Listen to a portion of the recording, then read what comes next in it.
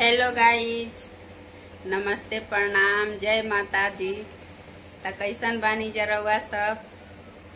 सब के बीच एगो देवी माई के गीत हमार चाची लेके आइल बड़ी। हमारी चाची बड़ी नवरात्र में एगो देवी माई के गीत गावा जा तरी, सुनम जा और अच्छा लागी तो लाइक कर देम जा, कमेंट कर देम जा, शेयर कर देम जा,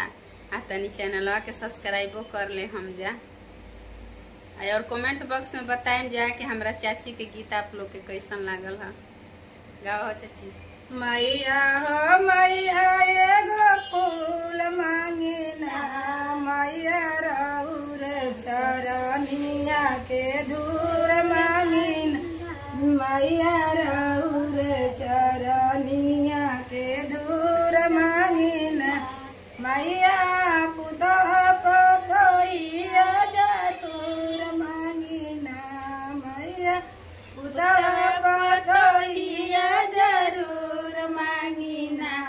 मैया जनम जनम ये हावत मांगिना, मैया जनम जनम ये हावत मांगिना,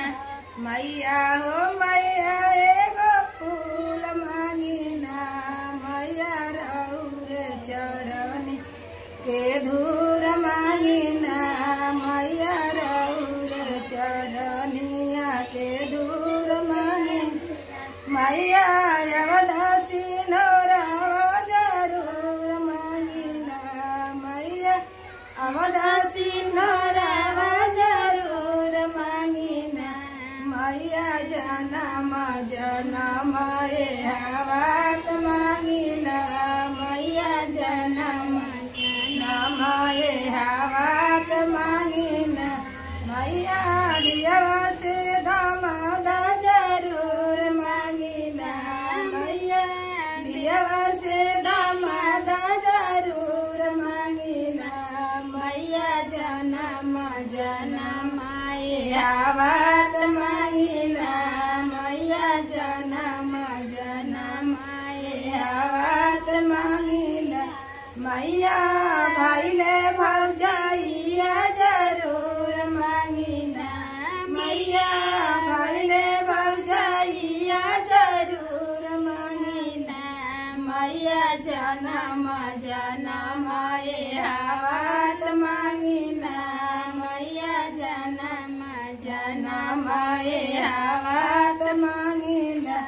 मैया यमदाना सचिमी जरूर मांगिना, मैया अन्नदाना लक्ष्मी जरूर मांगिना, मैया जनम जनम ये हावत मांगिना, मैया जनम जनम ये हावत मांगिना।